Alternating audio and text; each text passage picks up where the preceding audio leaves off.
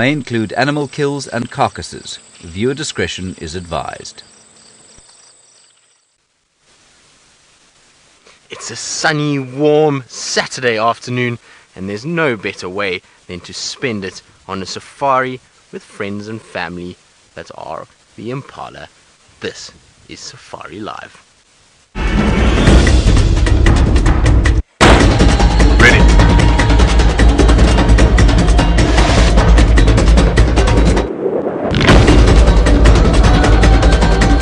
Standing by.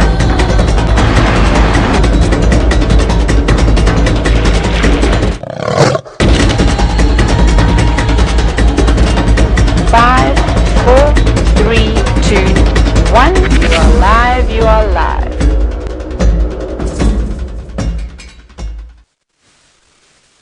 Good afternoon, everybody, and welcome to our Saturday sunset safari. It promises to be a wonderful afternoon. The sun is shining and we have clear blue wintry skies. Now, my name is Tristan, and on camera today I've got Ferg. He's got the bat cam again this afternoon, and hopefully it's going to be a successful afternoon out for everyone involved. Remember, we are interactive and we are live, which means that all of you can send through any questions that you may have on #SafariLive on Twitter. Now, you may have noticed just now we are hanging about with a big herd of Impala that are all sort of spread across the open area in the shade, and they're kind of just taking it very, very easy on this lazy Saturday afternoon. They're kind of just sitting and enjoying the bit of time spent around one another, and it seems like they're all quite tightly packed at this stage, and the reason is probably because of the fact that it is so windy. Now, even though it is sunny and bright, the wind is howling, and that means that the prey animals are going to be a little bit nervous and therefore are going to have a situation where they're going to try and spend as much time together and sort of in an open area as possible. Now, I'm going to try and just see if I can't get a little closer to our Impalas. While we do that, let's go across to Byron so he can say good afternoon.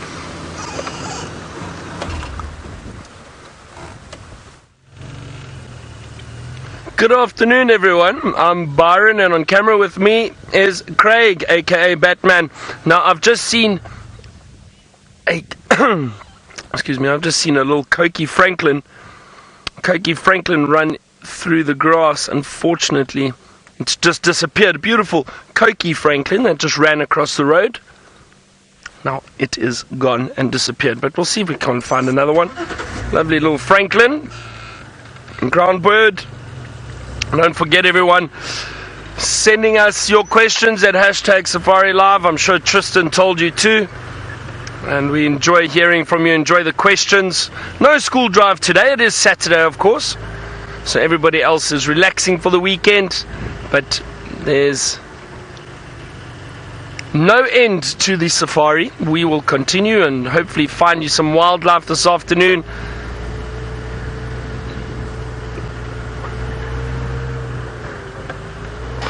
Now, Tristan managed to find, hang on a second, I just wanted to see what bird that was.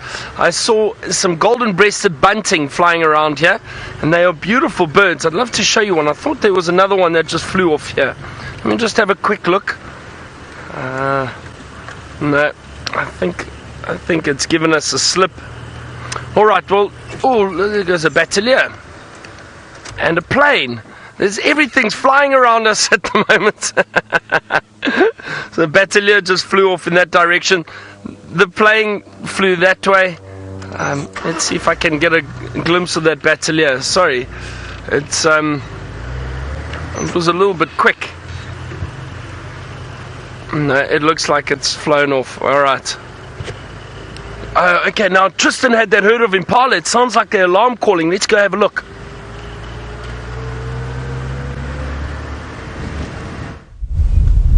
Well, it seems like they've seen or smelt something, because look at how intently they're looking into this thicket behind Djuma Dam wall. Now, they seem to be staring, and every now and then we're hearing a snort being let out, and I don't know if they've actually seen anything. I think it's more the fact that they may have smelt something. There's definitely a couple of the females that were very nervous, and they were staring into this with sort of heads raised. There was snorting going on, and it seems like everybody is on high alert, and I was explaining just now that because of the wind, everyone will be a bit uneasy.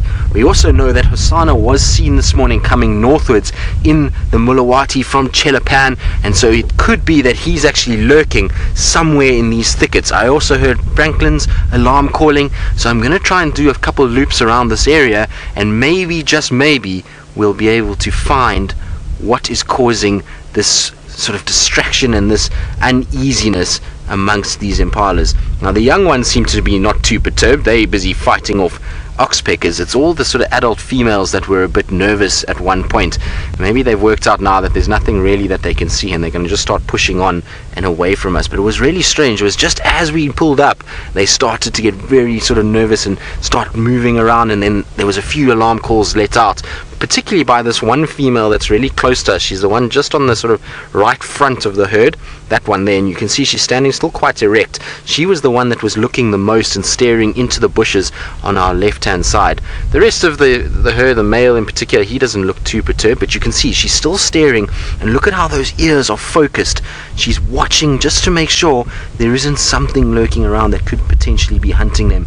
These conditions are ideal hunting conditions, and the impalas are going to be on full alert.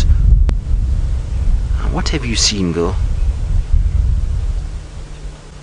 It wouldn't surprise me if it is Hosanna lurking around in these thickets. It's the perfect place for him, and we know we've seen him many times out on the other side of the dam wall in this drainage section. He's used that area before to hunt impalas, and so it wouldn't surprise me, but this impala is definitely very curious as to what's going on our left-hand side. You can see she's still staring. What have you seen? That is about as twitchy as one can get. Any sort of noise is causing her to refocus her ears. You can see every now and then, look, there we go, you see she's almost noticed something, and that's a gust of wind has just come through now. Can you imagine being in that state of complete sort of awareness as to what's going on? Imagine that you know that you're an animal that gets hunted, and that there could potentially be a dangerous animal somewhere close by, and now you're scanning, you're using your eyes as much as possible to be able to see, and using your ears to hear. It must be such a sensitive time for an impala, and one that they must really battle with. You can imagine just sort of sitting there and the wind gusting, and every now and then you get this kind of hint of a scent, and you don't know where it's coming from. It must be petrifying, to be honest. And it almost makes us get a little bit nervy as well. You sit on this vehicle and you're kind of looking and scanning, and you're trying to dart your eyes back and forth, trying to see if she can see anything. But there's definitely something that's she's not 100% happy with. Maybe she's realized it's nothing to worry about just yet. You'll sometimes see with these impalas that they'll actually alarm call at the vehicle, and it's not because they see us as a predator. It's just that on a windy, gusty day like this, they know that vehicles sometimes are in the presence of predators, and if they just catch a slight scent and the car is here, they then sort of feel like potentially there could be a predator close by that they need to be aware of. I think she's realized that she doesn't have to worry too much. She's now starting to kind of turn her head away. But it's just interesting how the rest of the herd has kind of drifted off, and she's still sitting in this area using those ears and staring directly into this bush. And you can see every now and then she just shifts her face around, and it's every time we get a gust of wind and there's a rustle in the leaves and a rustle in the grass that she keeps turning this direction and looking. And that nose is working. You can actually see her taking in deep breaths of air.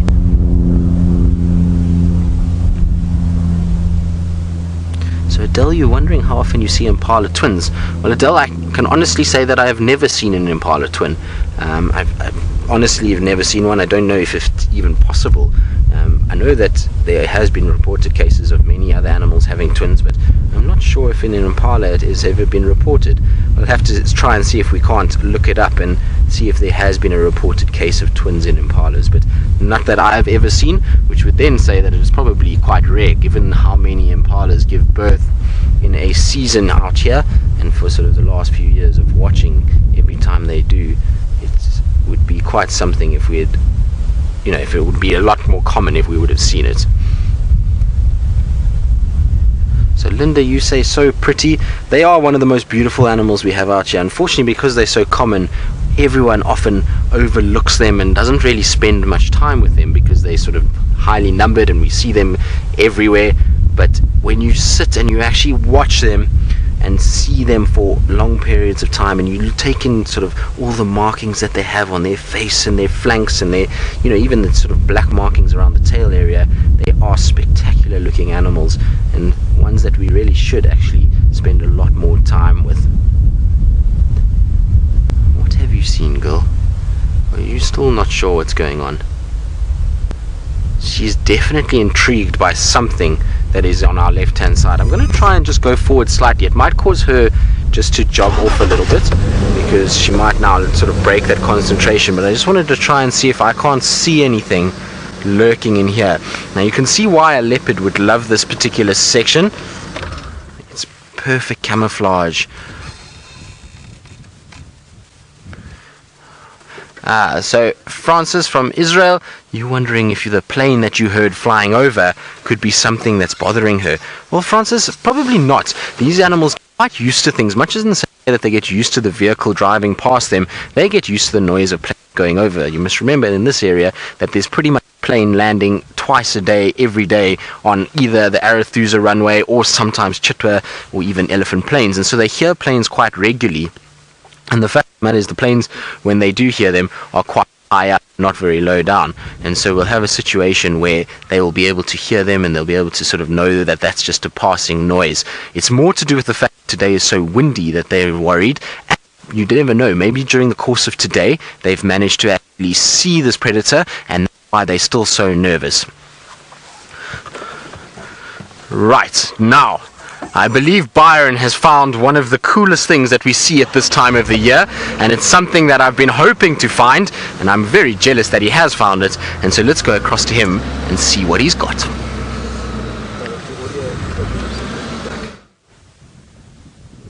Hello everyone, now look what we've just found. It's a line of caterpillars, hairy caterpillars, that are following one another. This is unbelievable. There are hundreds of them all along the road. They've crossed the road and they're going that way. Well, they were going that way. Now the lead caterpillar has turned and is now coming back. But have a look at this. This is fascinating. I've not seen a procession of caterpillars like this for a long time.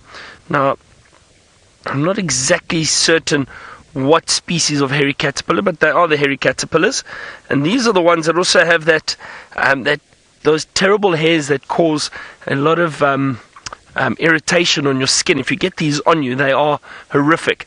I fortunately haven't had them on me yet, but a friend of mine has a few times, and I'll never forget the one day he was doing a game drive and he drove through a tree and a whole bunch of these hairy caterpillars fell down his shirt. It was so bad and so itchy. They had to run, and he actually jumped in the pool back at camp. He left his guests with the tracker to drive them back, and he ran back to camp. But it's amazing to see this whole line of caterpillars following one another. It's really, really interesting. Now, I'm not sure why they would be.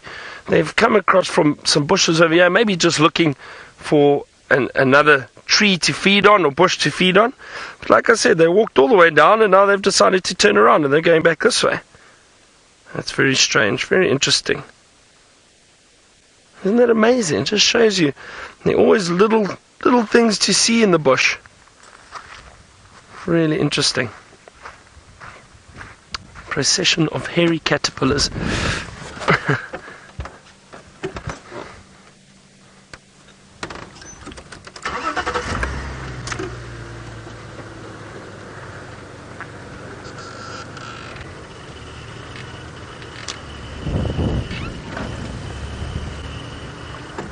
And Gerald, I'm not sure what the name of a group of caterpillars are, or is. I'm trying to think.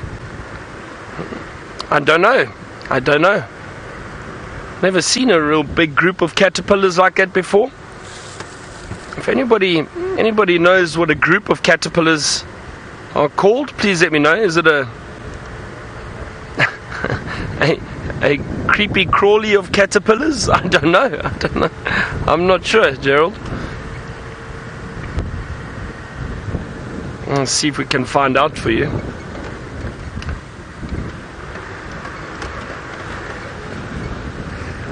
I just heard some guides talking on the radio. It sounded like Tristan was one of them. I'm not sure if they found anything.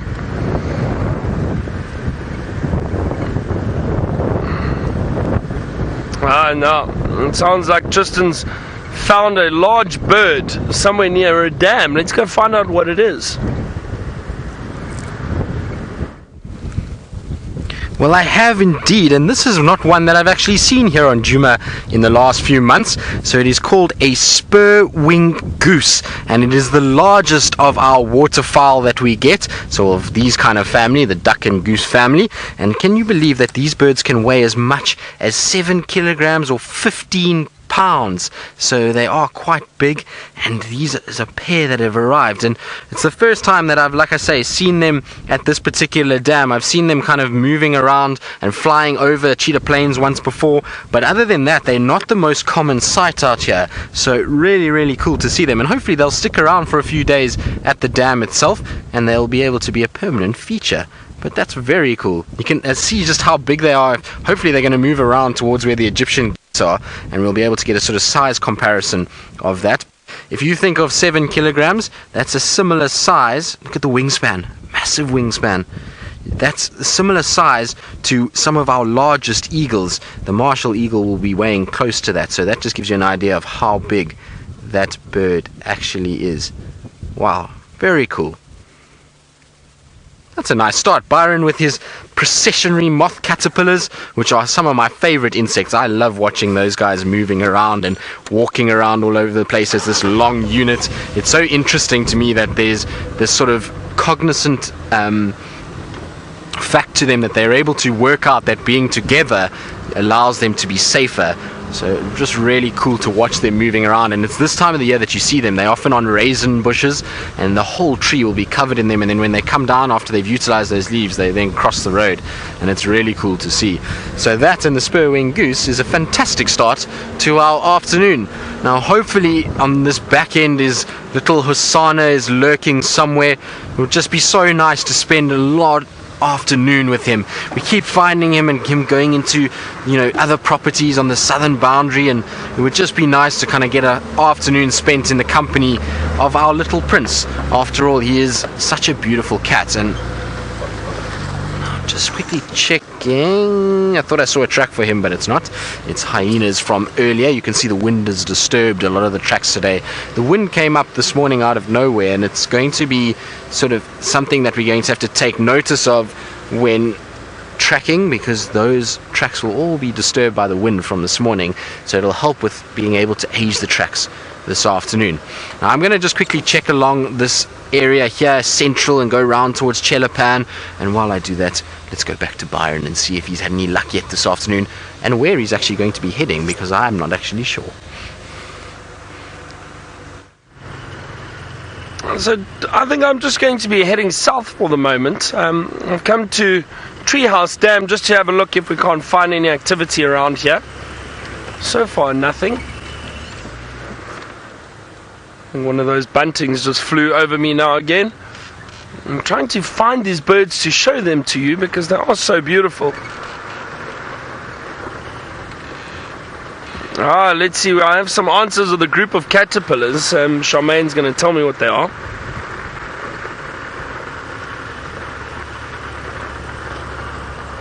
Sorry, Chantal.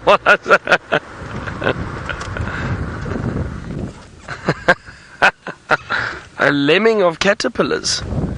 Is that what you said, Chantal? Why did I call you Charmaine? She's very cross with me now. Very cross with me. So lemming of caterpillars. I haven't heard that before. Like I said, we've never seen a big group of caterpillars like that. Francis says a congress of caterpillars. So that's another one, a congress of caterpillars.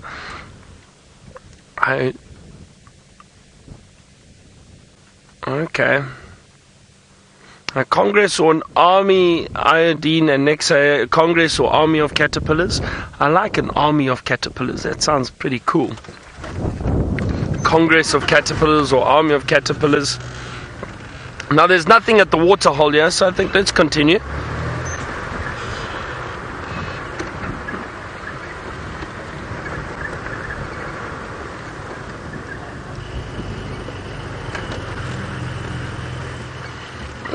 James, I'm almost certain those caterpillars will separate from one another when it's time to pupate. They'll probably go. What I have seen is a number of those hairy caterpillars on a single bush. So they'll go and move along like that together, but find a bush that they can feed on and then try and pupate on there, but on separate parts of the bush. They won't stay together like that. So they will definitely separate.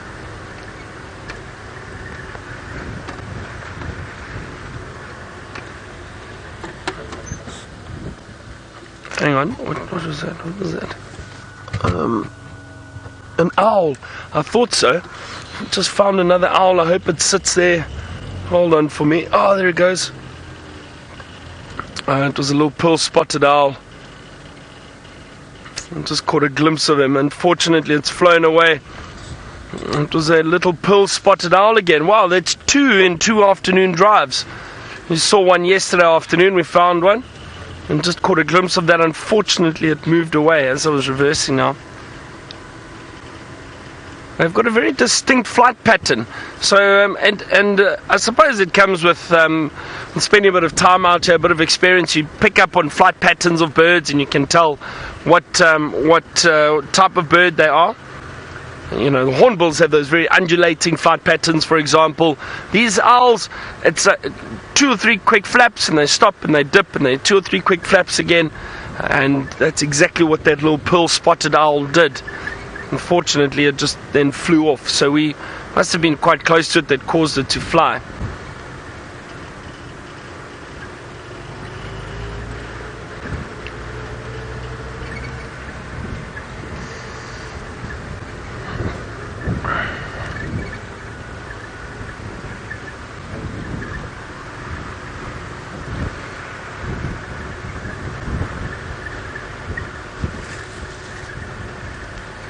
Riti, you asked who leads the caterpillar train. Well, Riti, it's the front caterpillar that leads the caterpillar train. Riti, I don't know. I don't know if there's a hierarchy within the caterpillars. I'm not sure. So my answer would just be the front one. I don't know if it's like a... For example, with the termites, there's a queen. I don't think so. Those all look the same to me, to be honest. Or those caterpillars. I specifically checked the front one to see if it was larger or had different colors. But they all look the same, so I'm not sure. And also, that front one didn't really look like it knew where it was going, because it turned around and went straight back the way they were coming. So I don't know.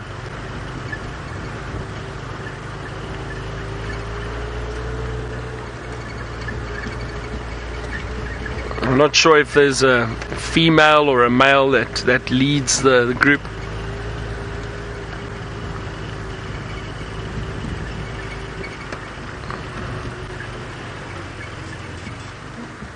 There's a beautiful bird up in the tree, just up in the dead branch. A wonderful lilac-breasted roller, enjoying the light.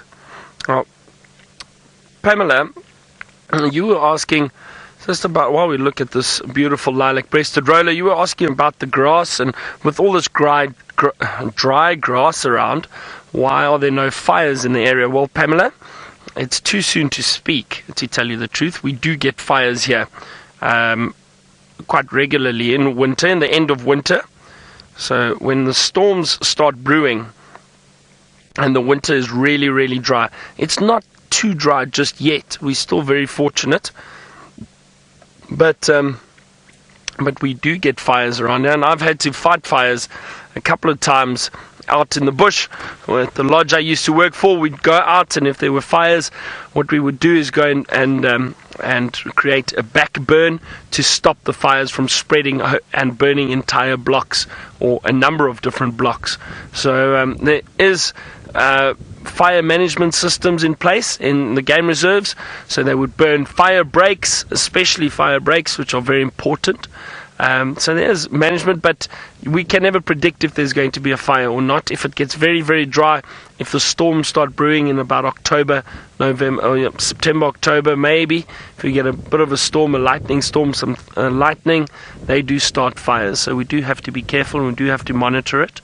And especially around those months when it's really, really very dry. So Pamela, we do get fires around here from time to time, but fortunately not just yet. We shouldn't be getting fires this time of the year. Although some people might start doing their burning. So when they burn the fire breaks and that, they usually do it around June, July, depending. There are a number of factors they need to take into consideration before they do the burns. The wind, temperature, all of that, and then they plan it carefully, and then they'll do little burns. They call it a cool burn. It means the fire doesn't get very hot. It burns a section very quickly, and it doesn't get too hot, doesn't blaze and burn trees, and that'll just get rid of a lot of the dead and decaying plant material. But fire is actually a very important tool for management, because the fire returns a lot of nutrients back into the soil, which creates new growth very quickly as soon as we get those first rains. So fire is not necessarily a bad thing. It's a good thing for nature, and it's nature's way of returning nutrients back into the soil to create good food for the animals for the summer. A lot of people don't know that, but it's 100% true.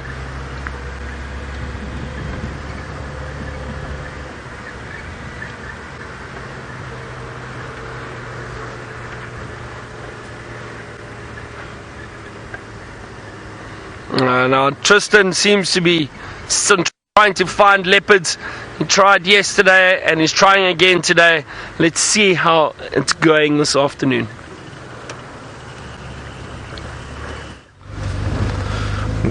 Well, Byron is not going very well today. At least yesterday we had a brief glimpse that encouraged us to keep searching, whereas today, well, it seems like we've got really not very much to work with.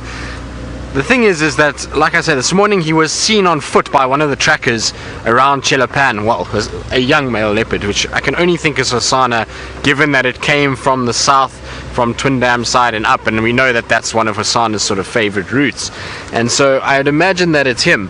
Now, where we were just now is a frequent haunt for him, but it is almost impossible to find a leopard there just by using a car. So we have Herbie, luckily, is out and about this afternoon trying to help us, because we aren't doing walks at the moment with the rifle being in for a service, and so Herbie's going to try and see if he can't go and walk in there for me and just see if he can't spot any tracks or find something. And given how nervous those Impalas were, as well as the Franklin's alarm calling and the proximity to where he was seen on foot this morning, well, that particular leopard was seen on foot this morning, I would imagine that it could very well be that leopard is lurking somewhere in there. And so for all of you that are watching Dam Cam as well, if you keep an eye out there, maybe, just maybe, you might get lucky with a leopard popping up, and then you can let us know and we'll be able to then go and find him again. So I wouldn't be surprised if at some stage this afternoon or even this evening a leopard pops up on the Dam Cam itself. But at least it's exciting to know that there is a leopard around. The fact that there's tracks, the fact that was a sort of visual of one on foot this morning, means that there is a leopard here, and that gives you lots of hope. It's not like we're driving around and no tracks anywhere, so it is hopeful. So Amy, you're wondering if we're seeing less animals around because it's winter. Well, Amy, no, not really. It's more to do with the fact that we've had adverse weather conditions over the last little bit. So in the last week we've had 2 different cold front systems move through, which means high wind and cold temperatures, and sort of every now and then a bit of overcast, and that's not great for the animals. The animals don't like windy, cold conditions. You'll find that they'll try and move into thickets where they can shelter, much like us as people. We don't really like it when it's blustering and cold. We try and get into some sort of shelter as well. And so for the animals, that's what happens, and that's why it sort of seems like we're seeing fewer animals. They're actually all still here, but it's the reason. As soon as we get this wind dying down and the temperature just starts to rise a little bit, we're going to get into a situation where you'll find the animals are going to come out more and more and more. Just wanting to see, there's a car up in front here, so I don't know if it's maybe Herbie that's busy trying to track in this area, or if it could be some photographic guess. No, somebody's on the radio, but I can't hear. I'm just gonna try and see. So it's just some of the staff that are out. I think Herbie's just checking around, so here he is. Let me quickly say hello to Herbie. I'm sure he will want to say hello to all of you as well. Hello, Herbie. So that's a face that we've all been missing on the drives. How are you, Herbie? I'm okay. Are you well? Good afternoon, everybody. So you can see Herbie's working very hard. He's trying to help us out and try and find us some leopards that we're battling to find ourselves. Lutebut. Check that side. Going that way? Yeah. Okay. So Herbie says there are tracks that they've called in, so I'm sure Herbie's going to do the business and find it for us. Herbie, you're a champion. Thank you very much. Pleasure. We'll see you later. Enjoy. So, like I say, Herbie's doing a little bit of work and a bit of extra work to try and see if he can't find something for us, which is really nice. It's very kind of him to offer to help us out and to do that while we're a little bit down on the bushwalk side of things. So hopefully we'll be successful, and with Herbie out on foot, I'm pretty sure we will be. So David, you're wondering about Mvula and whether he's been seen recently. He was seen 2 nights ago, and the tracks this morning that I followed, I'm almost 99.9% sure was his tracks. And the sort of way that it moved, the area that he walked, the path that he took is typical Mvula. And the reason why I know that is because Herbie and I have tracked Mvula from seeing him walking that exact route twice before. So I'm pretty sure that was Mvula's tracks that we had this morning. Unfortunately, eventually I got hold of the guys in the west and they picked up his tracks on the western side. So he's crossed towards Simambili and Arathusa cut line in that area. So I can't go and follow any further, but I'm sure that's him. And if I'm sure there was a few photos also posted about him on Facebook and various other social platforms of this male leopard that was seen. Now, I thought I saw tracks there, but it's just tracks for Herbie. So those are not tracks we need to track because we found Herbie already.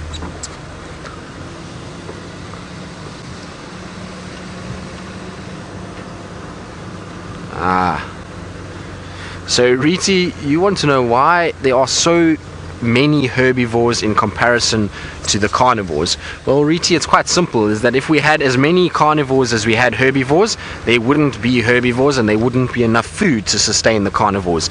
The carnivores need a certain amount of food to stay alive, and the herbivores, they all feed off grass and leaves. And if we just stop right here, look at the biomass of food for herbivores just in this little section. Look at how many trees, look at the length of the grass. So it is a huge amount that is being utilized by that number of animals. And now if you had to have that many carnivores, we would have to probably have 10 times the number of herbivores around just to sustain that number of carnivores. And so in a situation like this, it means that there's just not enough food to sustain that much more. On top of that, most of the carnivores are highly territorial, and the reason for that is because food for them is not as easy to come by as what the herbivores have. So you can see impalas, buffalo, elephants all sort of mixed in together because they can all find their own food sources right next to one another. When it comes to the carnivores, they're very, very, very defensive of their area, and the reason for that is because it utilizes the finite resource that they have. So they can't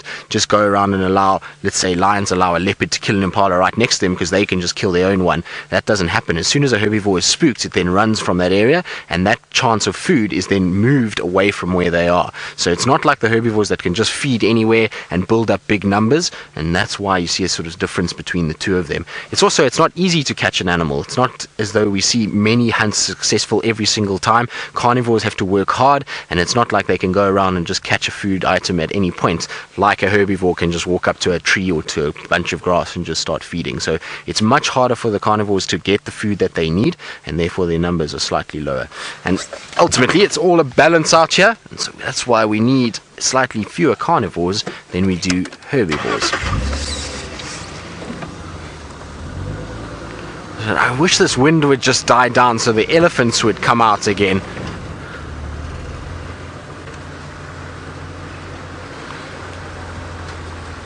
Jamesa, you're wondering if Mvula's actively marking a territory and defending a territory in this area? No, not really.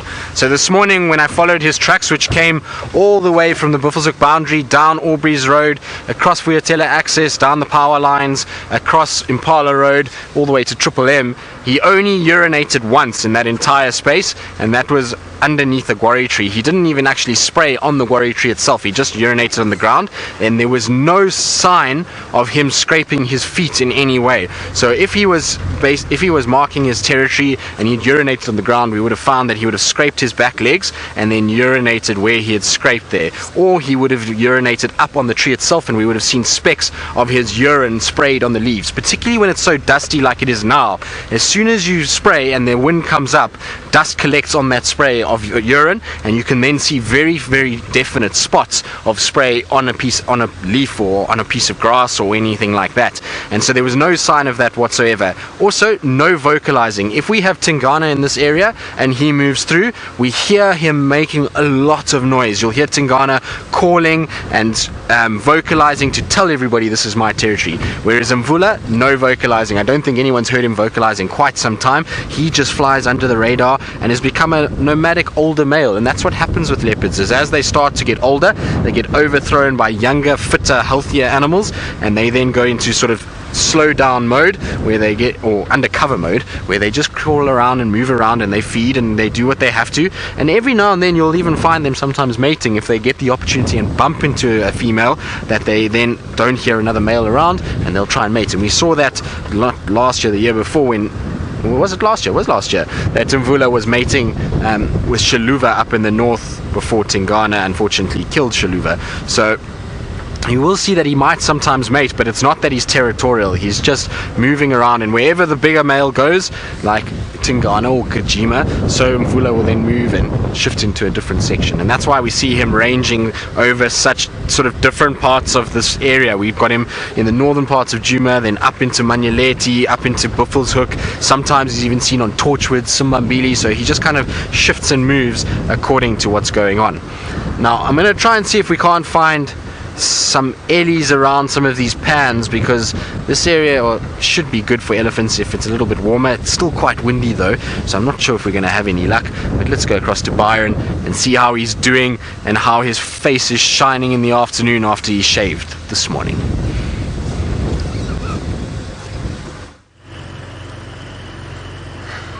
Tristan, no, I didn't shave this morning. Tristan was speaking about the beards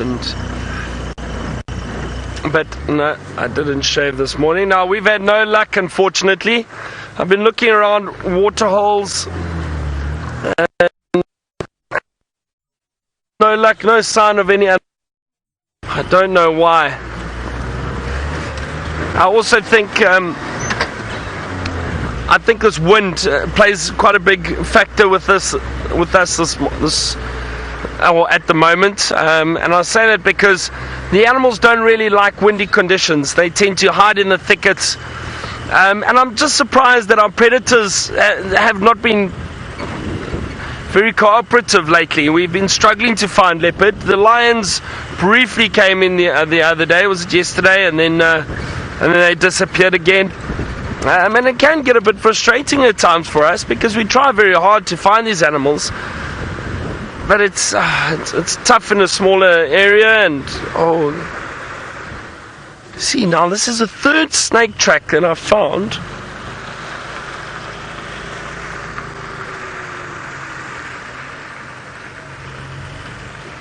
Let me jump off quickly, have a look at this. We need to find one of these snakes, because we keep seeing snake tracks, but just no snake. So the snake has come across the road here. Now this looks like a smaller snake track. It was still a large snake, but not as big as the other two that I've seen. So I wonder, this could potentially be a mamba.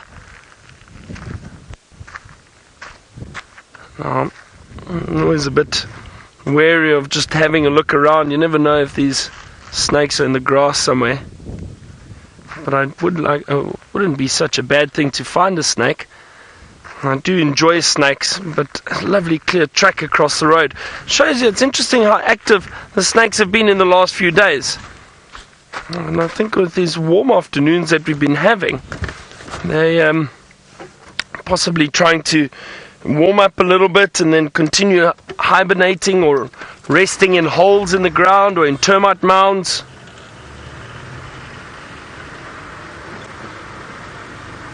Just keep a lookout, Craig. You don't want a snake jumping out at you.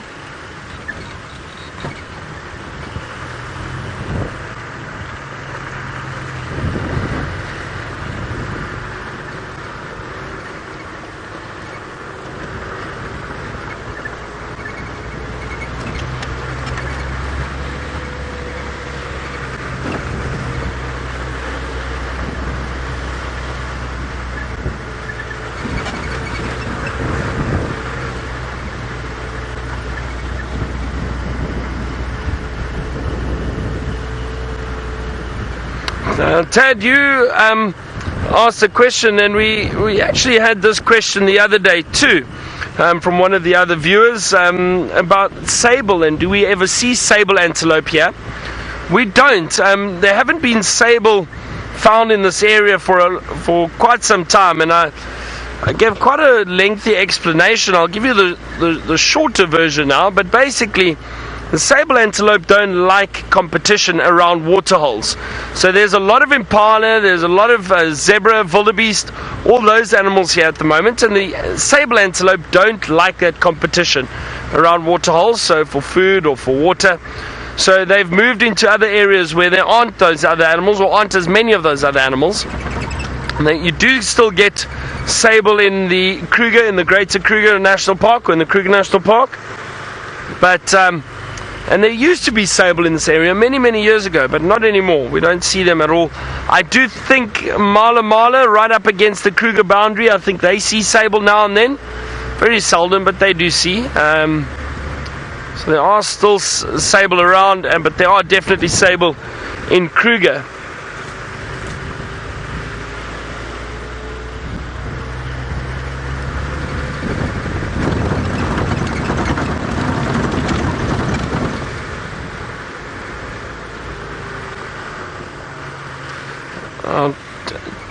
Tucker, you asked a question. Sorry, Chantal, can you just repeat that? What did Tucker want to know? What do we have here? Sheep. Tucker, not in the game reserve. We don't have sheep in the game reserve, not at all. They'd be easy pickings for all the predators. We do have sheep in other parts of the country. South Africa, with the farming, the huge farming industry that we have, we've got a lot of sheep farmers all over South Africa, but they don't occur in the game reserves, not at all, not naturally out here, only on farmlands.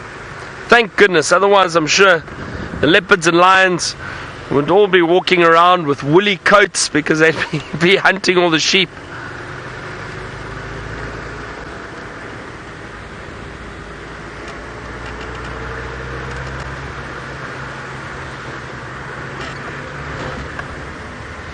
Now Tristan's driving around, also still searching for predators and animals. Let's go and find out how it's going on his side. We are, Byron, we're looking for anything and everything and enjoying just the lovely sunshine that is raining down. Now, I'm excited because I might not have found tracks for Hosanna yet or for any leopard, but I know that Herbie's going to look after us and he's going to be able to find a lot more than I am by being on foot, and he's in the area that we know that there was this leopard seen. So I'm trusting Herbie to look after that, but in the meantime I'm trying to find some elephants, and I found some very good signs of elephants. So I found fresh tracks of elephants not too far away that were coming in this direction, so I'm going to try to find them. Now, Donna, you're wondering if Herbie's going to be safe with by himself while he's trying to track. And of course he's going to be, because Herbie is a very experienced guy and he knows what's going on.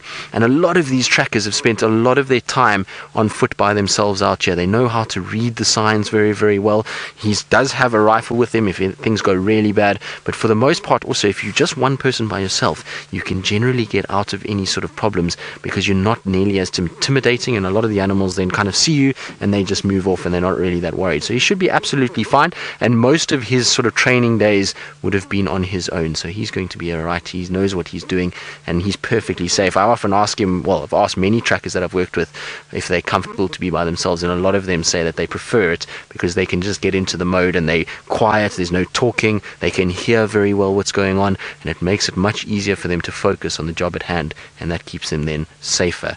Now I've stopped here because this is probably one of my favorite places at the moment in the afternoons, and the reason why is that not only do we have this beautiful sunlight that comes down, it's also got some lush green growth, and in this sort of dry wintry period we're going into, clinging on to the lush green sort of growth is a part and parcel of my clinging to summer.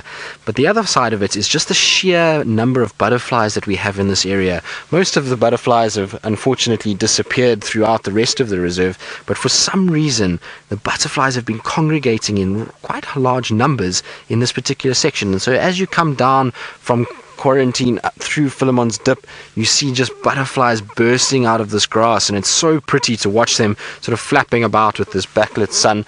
And it's one of those sort of pictures that, I don't know, just feels good when you drive through here. And like I say, it's me just clinging to the last of summer, because I really am not a huge winter fan. I prefer the summer months just because of the green and lushness and the sort of warmth that brings as well.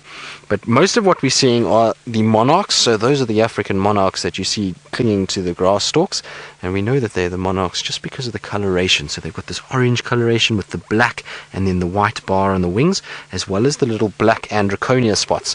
So those spots there are very interesting because on the male there is a little substance inside those spots that they will run their legs through, and as they run their legs through, they're picking up spores effectively of a powder, and they then sprinkle that onto the female, and that stupefies her. And basically what that means is it knocks her semi-unconscious. She comes into a very relaxed state. He'll then be able to pick her up and start to mate with her. And so when you see mating monarchs, they'll be flying, and one will be upside down and one will be on top, and it's basically the male has put this female into a state of or a comatose state. He then mates with her and then puts her back onto a plant where she wakes up and carries on. So pretty cool to see.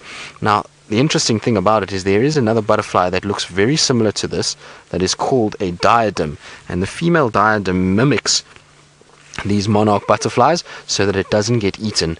And the reason why it does that is because the monarch butterfly feeds, as a caterpillar, feeds off milkweed and becomes toxic and distasteful to birds, and therefore the birds do not hunt them. And that's why they can sit right out in the open like this and not have to be worried about being eaten by rollers and varying other bird species that we get here.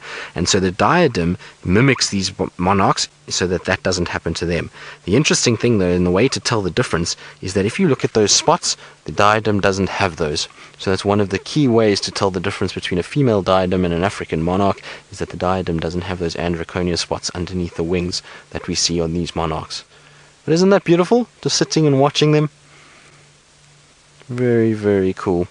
And like I said, there's a hive of activity of other butterflies also flying around. I've seen while we've been sitting here some spotted jokers. There's also been a few broad-bordered grass yellows that have been flying around. And there seems to be one or two moths that I can't identify as well, that are a little bit lower in the grass. And they're because they're right sort of in the thicket, and I can just see their wings fluttering about, but can't actually see who they are. Ferg, I don't know if you can try and get this butterfly just to the right here, because I can't see nicely what it is. Hopefully it's going to sit still. It seems like quite an active flyer, but there we go. Now what are you? You're a bit the worse for wear, I'm afraid. No, land. You can see the wings are a bit bitty, but I didn't get a clear sort of look at what it was. Please stay there for long enough that we can see what you are. Oh no, shame. That butterfly is at the end of its life cycle, I'm afraid. But I'm actually not 100% sure what that butterfly is. Its wings are so tatty and translucent, it's difficult to actually see what species it could be. It almost looks a bit like a skipper. So part of the skipper families. But maybe some of you can get a screenshot for me and I'll try and ID it a little bit later. Or some of you may know what that butterfly is, and you can use hashtag Safari Live and I'll try and ID it. Now, Ferg, there's also another one. I don't know if we're going to get it, but you see at the back there's a brownish coloured one that's up on one of the grass stalks. Just to the right there.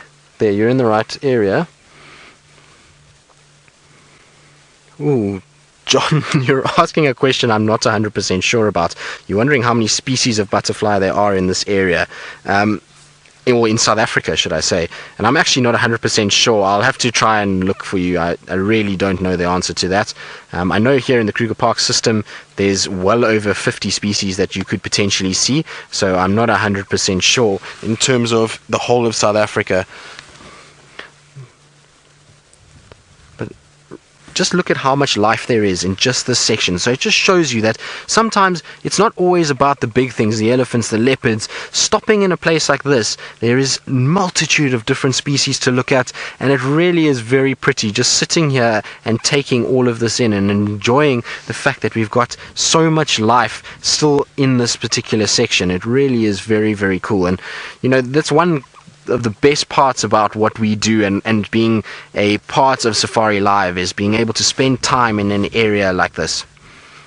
So, Mohammed, you're wondering what animals feed off these butterflies. Well, there'll be lots of different animals. We'll find that spiders will be one that will really take advantage of butterflies. So spiders like the golden orb webs, and as they build their web, the butterflies sometimes fly into it and they get caught.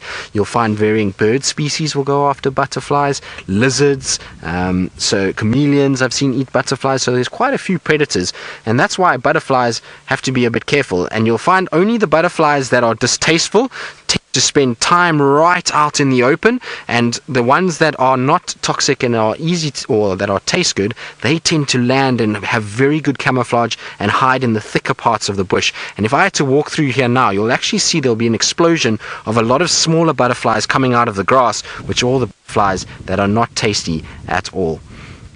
But so cool to see. Right, well, we're going to probably sit and admire our butterflies a little bit longer because it's just such a pretty picture. And while we do that, let's go back over to Byron and see if he's got a softer side to him and has managed to find butterflies of his own.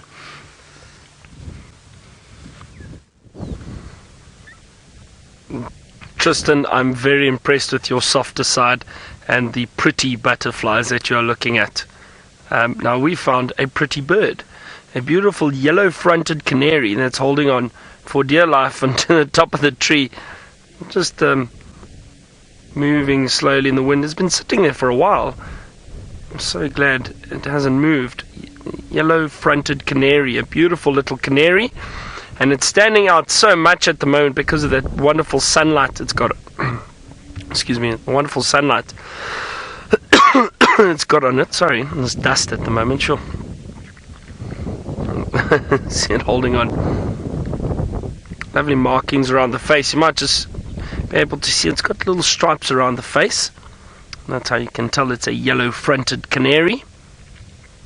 Very yellow front with those darker markings and yellow forehead. A lovely bird. Now we've just got to Chitwa Dam, and there's quite a bit of activity here. Well, obviously our resident hippo that are around. They're in the water. Just off to my left, you can see. I'm surprised, I suppose. Again, maybe this wind has caused them to stay in the water today. They haven't been interested in coming out. We know that these hippo like to bask on the banks and warm up during the day, and then return to the water later on, especially in winter when it is much colder. Water at the moment, and I think maybe the wind has got something to do with it. I'm just scanning around to see if I can't find any crocodiles.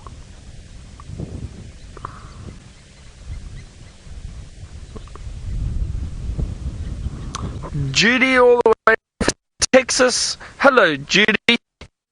Is this really a live safari? It is indeed, otherwise we wouldn't have got your question. We are completely live, and we are situated in the northeastern part of South Africa, right up in the greater Kruger area on Djuma Game Reserve. We are now at Chitwa, which is another lodge, neighboring lodge to us, and this is the dam. And we've got some hippo around here, a lot of wildlife coming down. So you must be a new viewer of Safari Live. It's great to have you with us.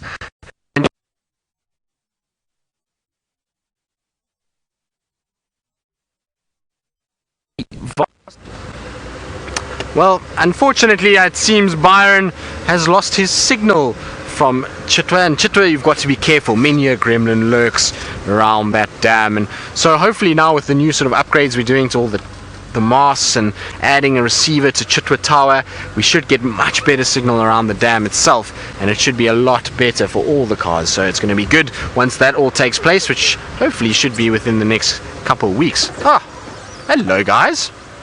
Where have you come from? We've got some little striped friends in front of us. There we go. So there's one that's going to the toilet. That's not very nice as a way to say hello to us. But, well, I suppose one has to... Were you saying good afternoon there, Ferg? Yes, well, that was a good afternoon, wasn't it? But there we go. That's so cool to see these guys. I didn't expect to see them here of all places. Generally, zebras tend to like more open, clear sections, and where we are is quite dense. So I'm quite surprised to see them. I really didn't expect to bump into them. And funny enough, I was just looking at tracks on the road thinking to myself, those look like zebra tracks. And there in front of us was zebra. So I should trust my gut a little bit more. But you can see they just sort of feeding through the thickets, and I'm pretty sure from here they are going to end up going up towards Quarantine. It's an area that they will spend time, particularly when it's windy like this. I'm sure these guys are not going to try and spend too much time in the thickets this evening. They're going to try and get to as open a section as possible in order to stay nice and safe this evening when it gets a little bit dark. But this female at the back looks as though she's definitely starting to show signs of pregnancy. Look at how much that tummy is hanging. See that?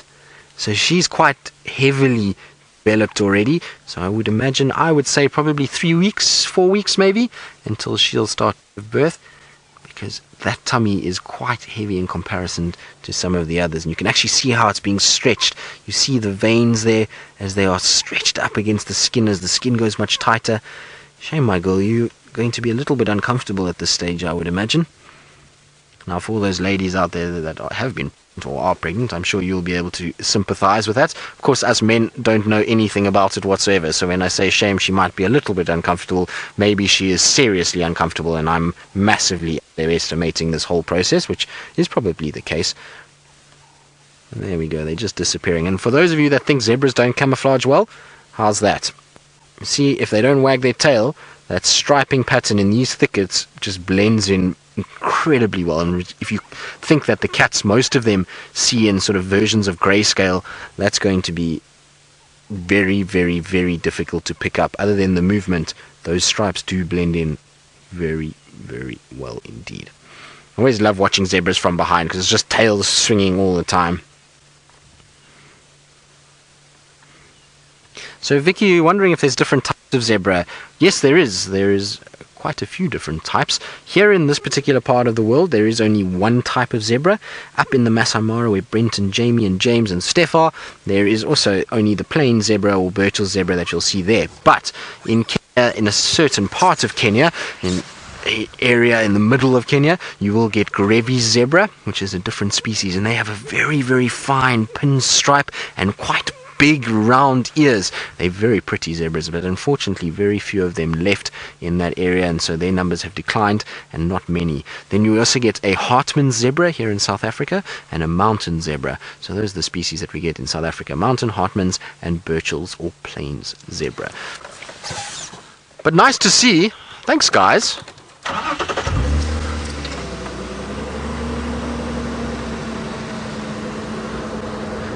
Lily, who's age 7 years old. Hello Lily, I hope you're having a lovely Saturday and that you're enjoying your weekend and your time away from school. You want to know, do this zebras get sunburnt?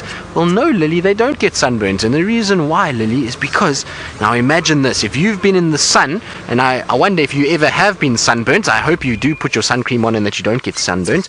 But if you've been in the sun, you'll know if you have clothes on, then you don't get burnt where the clothes are. And the reason for that is because it adds a sort of layer and a protection from the UV rays that are coming from the sun.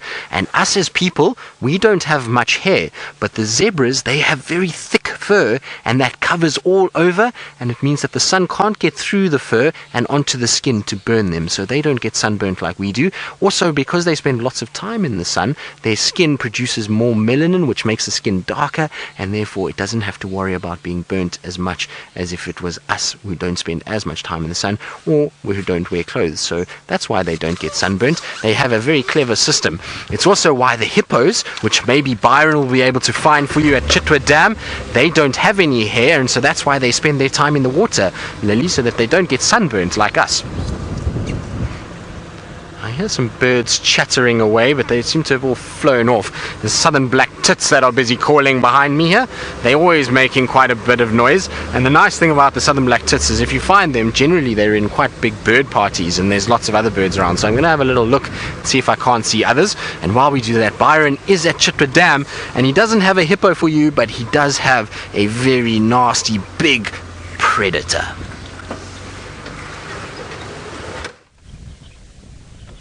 I do indeed, Tristan. We finally found a big predator to show everyone.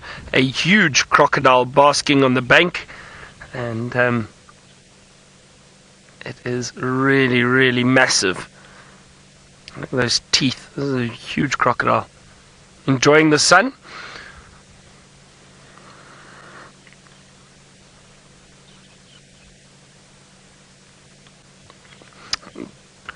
George, age 10. Hello, George. Nice to have you on Safari Live with us. You asked how the trees grow underwater here. Well, George, they actually don't.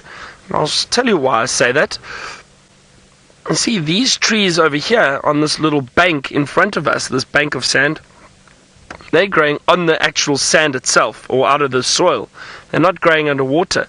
The trees that you've seen behind me or behind that are in the water, off to my right, you might be able to see some of them just in the distance over there. Now, those trees that are in the water are actually dead, George. You can see they're not alive at all.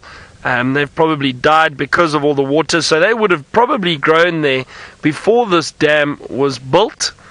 And this dam would have been built by the owners of Chitwa many years ago, but those trees then eventually died because of the amount of water, so they don't grow.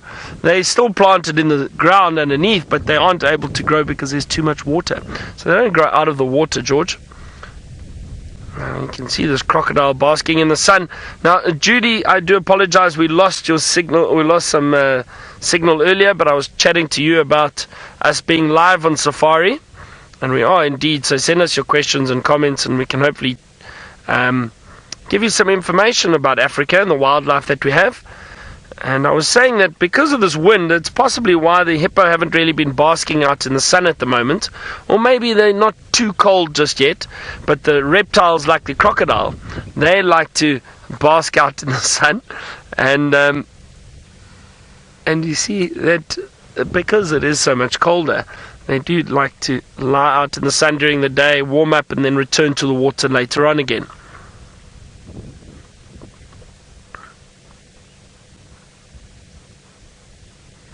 Hot dog. Hot dog, good afternoon.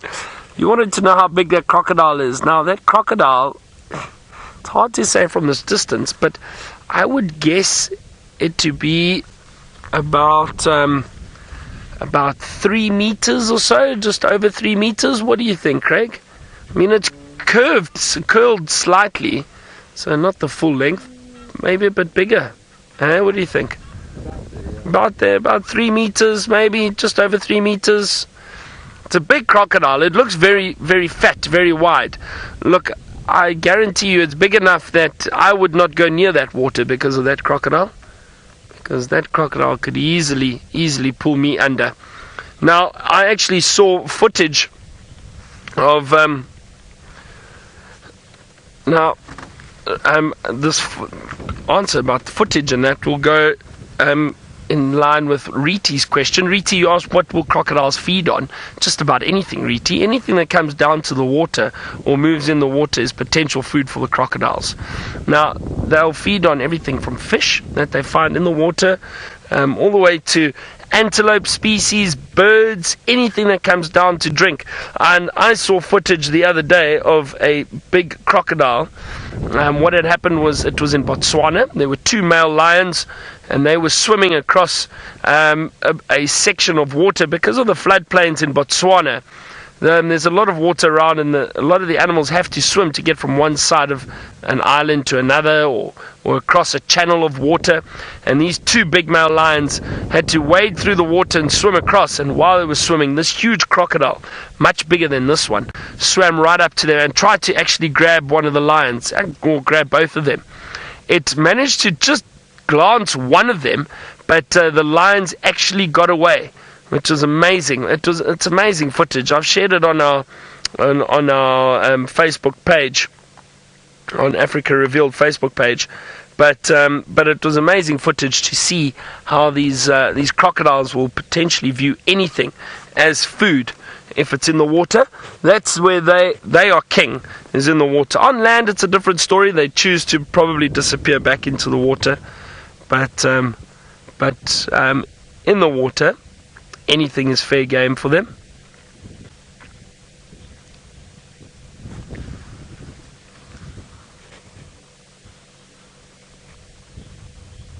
Oh, JC, now I don't know why. I don't know if they are just male crocodiles we see. I can't tell. I don't think there's a way for us to tell from just looking at them like this if it's male or female. This could potentially be a female, actually, JC. I'm not sure. So I don't know if it's a male or female. I can't tell. You'd have to probably get closer to a reptile. So they're definitely male and female crocodiles. Yeah, so Chrissy, I don't know. You asked how does one tell if it's a male or female crocodile? I have no idea. Obviously, males get much bigger, but a crocodile this size could easily be a female too. But I think you'd have to have a look at, if I'm not mistaken, underneath the genitalia of the crocodiles can be seen like any reptile. Have to look for, is it a cloaca? Is that the right word? I think now I'm trying to think. Craig, is that right? The cloaca of the reptiles. Cloaca. I think it's the reptile reproductive organs, and that I think you would be able to tell if it's male or female. But then you have to go and lift the reptiles up and look underneath. I'm not willing to do that with that crocodile. But looking at them like this, I don't think there is a way to tell if it's male or female.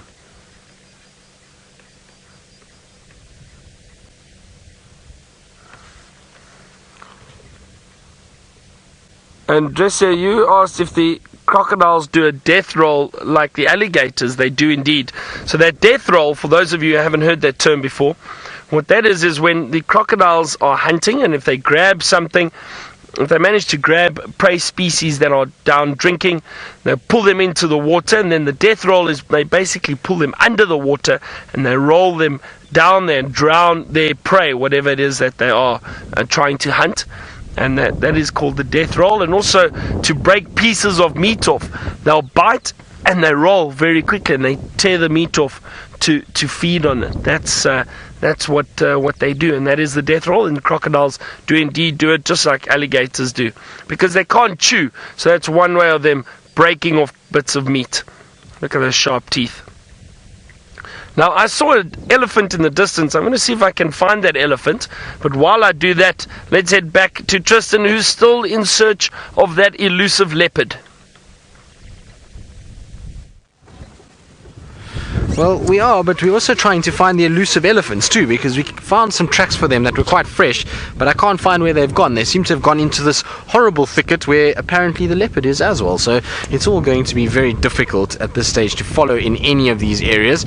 But we're just back at sort of Gari Dam, and I was just doing a loop to try and see if the Ellies weren't coming up and through this thicket, and we're going to have a flyby by a green pigeon that just went flying quickly past us. And no, don't worry, Ferg, I didn't expect you to. It was a quick process for it to come past. But there are also some Nyala on the other side of the dam, which are always nice to see, and I'm sure they've just had a drink because they seem to be moving away from the dam itself. pretty much the story of our afternoon so far. It's been difficult. You can see there's a Impala also in there.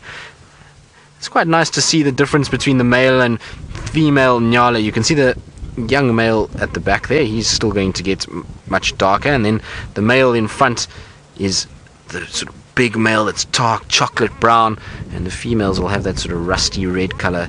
But unfortunately they've gone behind the bushes, and that's exactly what Nyalas like to do, is to try and hide themselves as much as possible.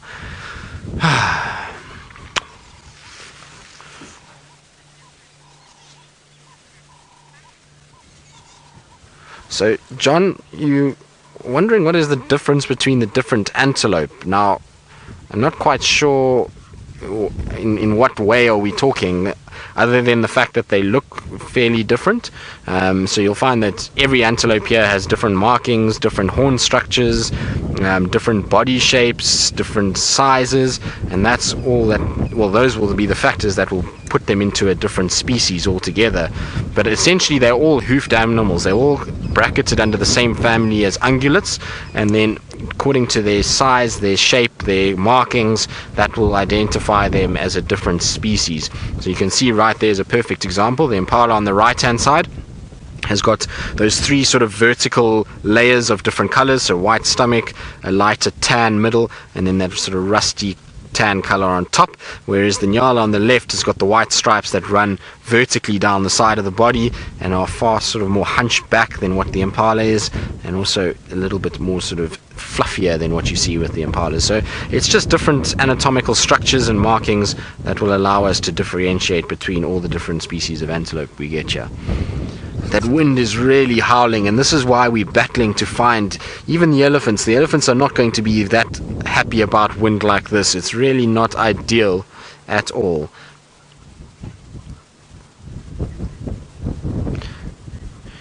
And Dresia, you're saying it's a beautiful, or pretty afternoon is I think the word that you used, with all the different species that we've seen so far this afternoon. Well, yes, it is.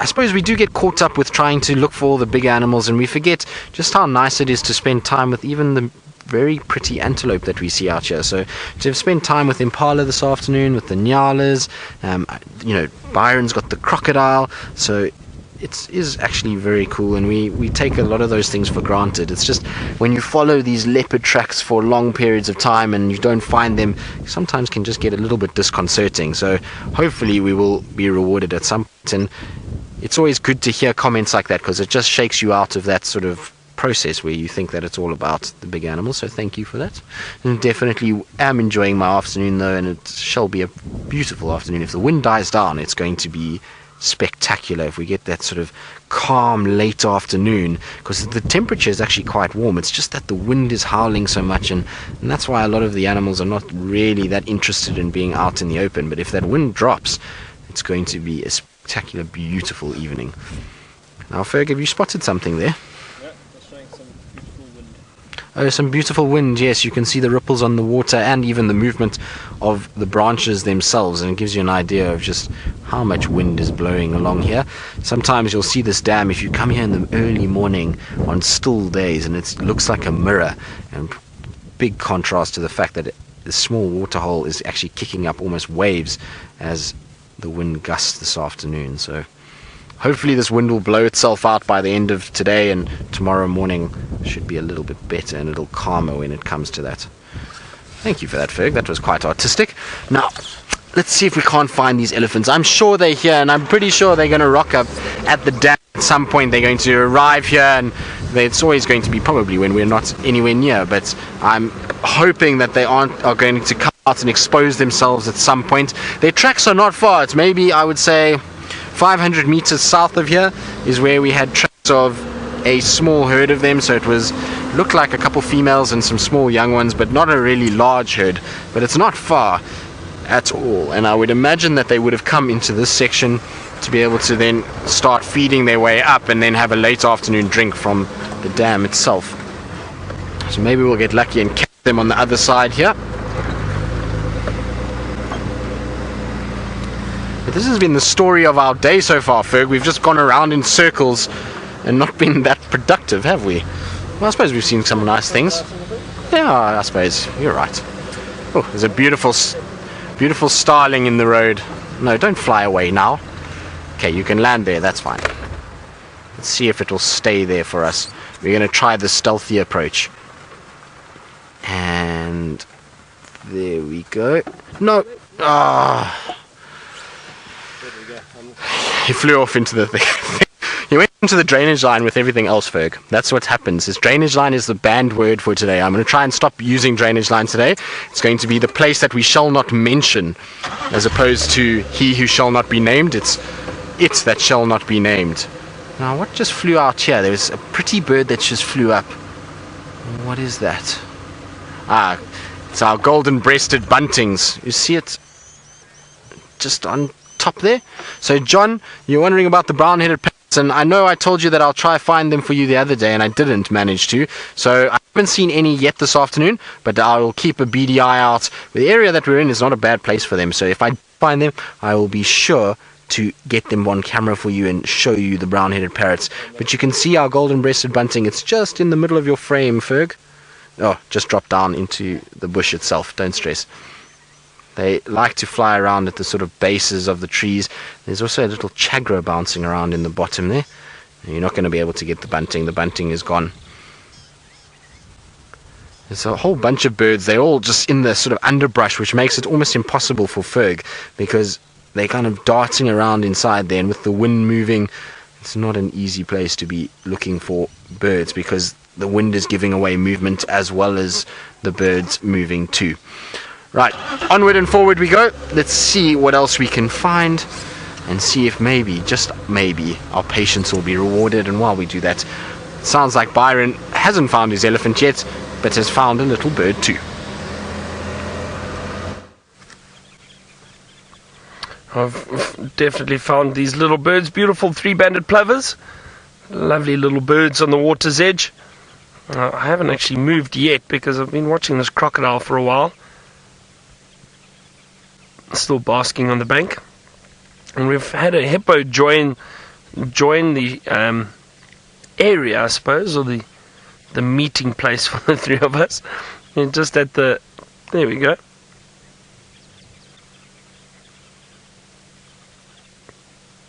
Well, Reeti, there we go. That answers your question right there.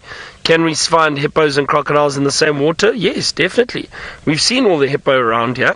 We've seen the crocodiles around here. They do indeed live in the same water holes, and they coexist.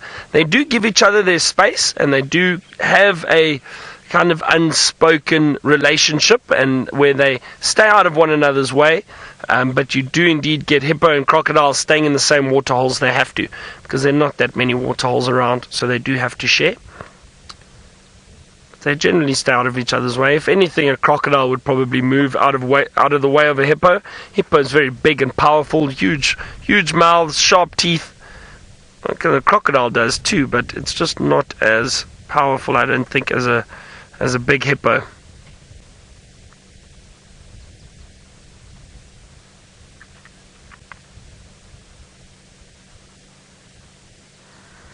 You asked if hippos get sunburnt. Well, they do have very sensitive skin, and that is why the hippo generally stay in the water for most parts of the day. They do bask in the sun in winter to warm their bodies up, but they do have to be careful. They actually do secrete a liquid onto their skin, which helps protect the layer of skin, almost like a sunscreen, but it's a liquid that they secrete and sweat out of their skin. It does help protect them if the sun is very, very harsh. Otherwise, generally, they just stay in the water. So they do have sensitive skin, and I don't know necessarily if it's a sunburn like we would get sunburnt, but I do think their skin is very sensitive, and they do have to be careful of the sun, and that's why they don't lay out in the sun all the time, and especially in summer when it is so hot, when it is very, very hot. I'm going to see if we can't find our elephant. I saw an elephant earlier, and I'm going to see if it's come down to drink on the other side of the dam. Just scanning around to see, maybe there was one, but I'm sure I heard more. Wow. Now, while I go and look for this elephant, let's see if I can find one before Tristan does. He still hasn't had any luck, but let's go encourage him a little bit and see where he is.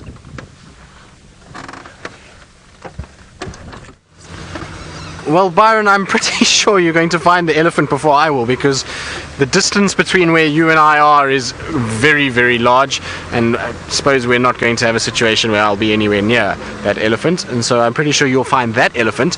But who finds elephants first is a good competition to have, so I'll try to see if I can't find my elephant before you find your elephants. I think you might be a bit more successful because you actually saw your elephant, but I haven't seen anything. I've just seen a footprint for them. So I'm going to try again and see if I can't find some sort of sign. Maybe they've gone into the Mulawati, maybe they've gone into that drainage. Oh, I said the name that I'm not supposed to. Into the area that must not be named between Pangolin Track and Ingwe Alley. This is going to be hard, Ferg. I think we should ban drainage line for the week and see who can actually manage. It will be tough, but it will be an interesting. We're going to have to come up with different words. Watershed is another word, so I'll start using watershed for the next few days. This is what happens when it gets a bit quiet. We start coming up with ridiculous games to be able to entertain ourselves, which is... Now you've got to be kidding me. I've just come from there. So Chantal has just told me that there's a big elephant bull at the dam cam, and of course we've just come from there 2 seconds ago. So I'm going to just turn around and go back there, which is quite funny actually. This is the joys of wildlife, and this is why being out here every single day never gets boring, never gets tiring, is because every single day is different, every single moment is different. It's about being right place, right time, and no matter how much skill you've got, sometimes it's all just about luck, and you've got to be at that place at the moment that it shows themselves. And yesterday was another sort of perfect example of that. Sitting with those lions, fast asleep, one of the vehicles left, and not even 10 minutes after they left, lions were up running, leopard, impalas, alarm calling. It all became quite frantic. So it just shows you right time, right place, and things can happen. Now, of course, there is also that saying that you make your own luck. So the more you put into it and the more you try, then obviously the better it will be, and probably the more lucky you will be in the long run. It also helps to have people like Herbie on the ground, because Herbie is a source of infinite wisdom when it comes to finding animals, and so he's very valuable in our search and our quest. And a lot of the time we get lucky because of people like that, and the trackers that we work with and the other guides we work with in this area that really do help us quite a bit in terms of finding animals. But this will be funny if we find this elephant before Byron. So Chantal, you can't go to Byron until I get to the dam, because we have to win, and then Byron will, I don't know why Byron, but maybe we'll convince Byron to do something if he loses. What do you think, Ferg? What should we set Byron up for? Well, I don't know. Maybe an apple juice. Set him up for an apple juice. Well, I think he should do the apple juice for all of us. What do you think, Ferg? I think that's a better idea. I think it's Byron will be, apple juice will be on Byron tonight, and that's what we're going to, and I don't mean on him physically, I mean for some of the ladies out there, I'm sure that would be what they were thinking, but no, we don't mean pouring apple juice on Byron. We mean Byron would have to look after supplying apple juice for varying people. Now, there's our Ellie.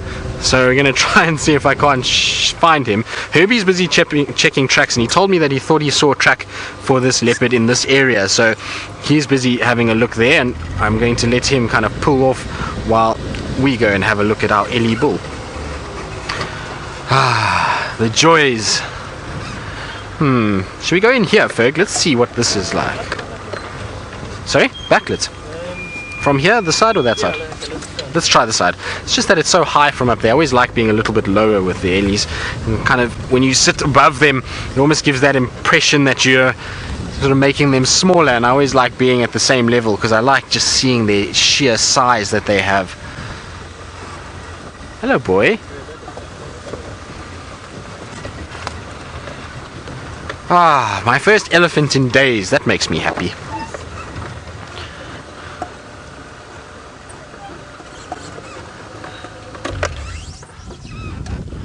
Ah, Now, seeing an elephant makes me incredibly happy, but getting one up over Byron is also a happy moment. So let's go across to him and ask him where is his elephant that he supposedly saw.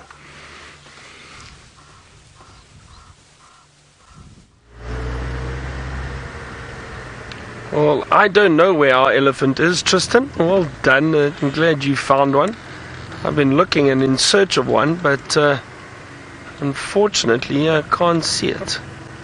I'm not sure where it's gone.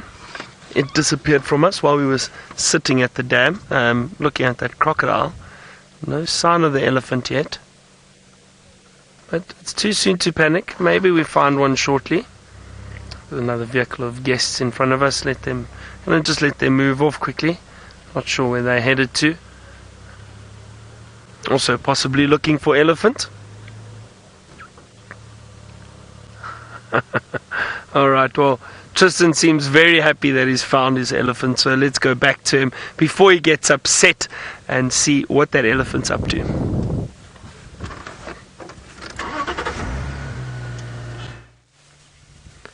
Well, our elephant is busy framing our spur-winged goose at the moment.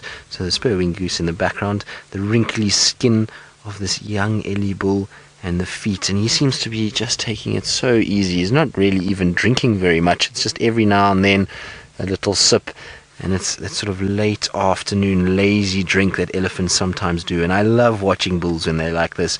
They kind of just take it as it comes, and it's more about savoring the moment for them.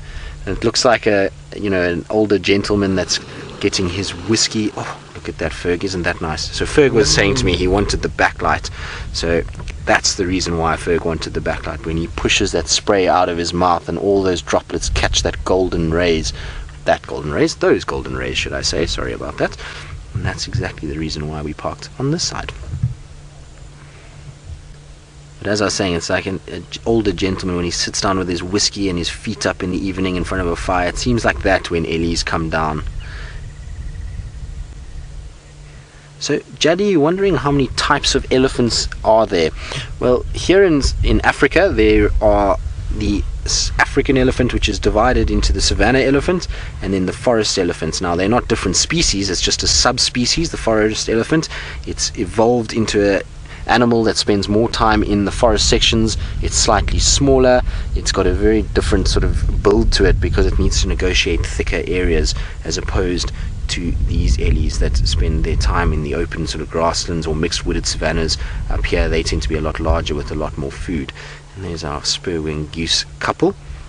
With the yoga, huh? Bit of yoga, yes, exactly. And then we get the Asian elephant up in sort of Asia, as it says.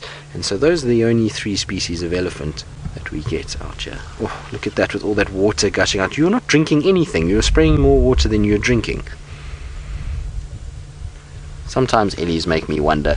You'd think it would be much easier to actually put all that water in your mouth, and if you've made the effort to come down to the dam to drink, that it would be a lot better to actually drink the water and not spray it all over the floor. But maybe the water is not as tasty as he wanted it to be. It could have also been a bit of sediment in that water, and that's why he's decided to kind of chuck it out and find a different part to go and drink at.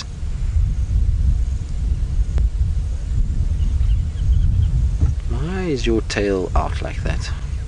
So often when Ellies are a little bit sort of unsure about something, their tail will go quite erect. Maybe he's picked up the scent of another herd of elephants that was possibly here earlier in the day or maybe last night, and he's just working out what's going on with those particular Ellies. But look at all the texture and the detail in his skin. Imagine what that skin can tell, the stories that it's been through and the thorns that it's brushed past.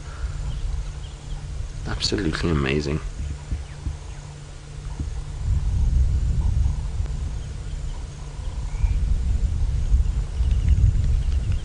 See, he's busy sniffing. Oh, nothing like an itchy leg quickly, just got to scratch that off.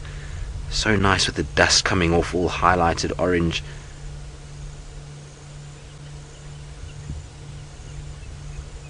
It seems like he's just sniffing around there. I wonder if he hasn't picked up the scent of another herd. You see that this trunk is on the ground, just smelling. And that's where you get, often we talk about these trunk marks on the road. That's how they come about. You see where they drag their trunk like that? It's an exact way that it happens.